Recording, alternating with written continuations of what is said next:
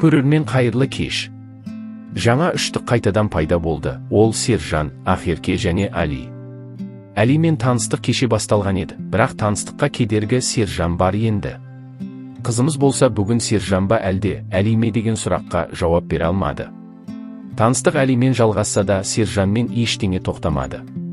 Сержан өзінің сезімін білдіріп, қайта өзінің сөздерін айтқан болатын. Ақерке деді, менің саған деген махаббатымды білесің. Сенің де маған деген сезімің бар екенін сеземін. Қазіргі уақытты мен сынақ ретінде қабылдаймын. Кіммен бақытты болатыныңды Ақерке өзің білесің.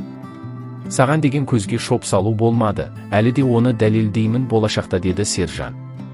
Ал Алиге болса Ақеркемен бірге болмайтыныңды білесің. Сол үшін осы жерден қой деген болатын.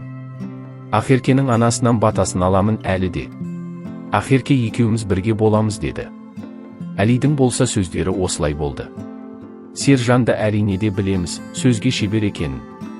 Сезімі шынайы болса, қызды неге жылатады? Ақеркеге сезімі болса, неге көзіне шөп салды, қайта-қайта жылатып? Ал мен болашақта Ақеркені бақытты қыламын. Осы жерде Сержан мен Али бір-бірімен ұрсып кеткен болатын. Ал Ақеркенің сөзі былай болды. Сержанға ештеңе дегім келмейді, ал Алиге деген сезімім жоқ. Анаммен сөйлесуім қажет. Ойланып қайта жауабыммен келсем бе екен деп сұранды. Таныстық жалғасты. Және жаңа жағдай шығып, жобадан кететін Ақерке деп таңдады. Сержан оны көріп, артынан шығып, мен де жобадан кетемін деді. Махаббаттары өшпеген қайта қосылатын секілді. Жобадан шығу пранк болып, екеуі де жобада қалды. Қалай ойлайсыз, Ақерке кімді таңдайды?